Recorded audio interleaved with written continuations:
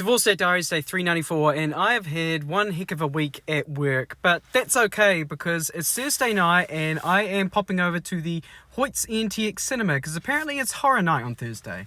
Now, I'm not actually sure what horror night entails. I just see it on their website, but it's like they play horror movies on days that aren't just Thursday, so my goal was to kind of find out. I'm guessing the ticket's just discounted if you watch a horror movie. I don't know. Let's ask. Now, the movie I'm going to see is called Obsession, which is about a guy who makes a wish that the girl he likes will love him more than anyone else in the world, and it doesn't quite pan out the way he hopes it will. I should note, like last time I went to the movies 2 weeks ago, I saw another massive group of women with wine glasses. I bet you they're going to go see The Devil Wears Prada 2, and like I said last time, I think that movie's going to make a whopping like $2 kajillion. But I made sure to get a pizza again, as I usually do coming here. I got margarita this time, and I gotta say I do love a good margarita pizza, and this is a good margarita pizza. And of course, I made sure to take note of what movie I'll be coming to see in 2 weeks' time. Holy shit. This is probably a good time to say that I really like what I call anxiety movies. Mother, Uncut Gems, Invasion of the Body Snatchers, 1973, I think that version is. Movies that just make you feel deeply uncomfortable. There's no really no relief of tension. That movie I just watched, Obsession, is like walking on eggshells, the movie.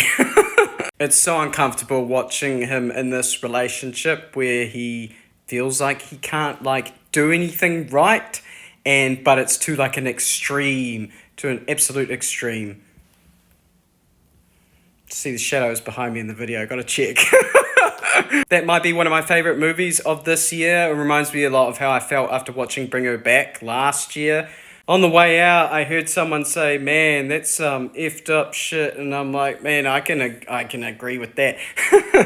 You might be wondering, right? Why do I put myself through stuff like that? I feel so anxious and so on edge, and it's because then I can go back to my regular life afterwards and just be happy.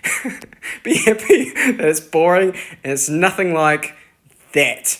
But I haven't yet answered the question of what is horror night at Hoyts NTX. Ignore the ADHD table, I have 3 cups there. It's piling up, the kids aren't here. The funny thing is that I don't have an answer. I asked 3 staff members, none of them had a clear answer.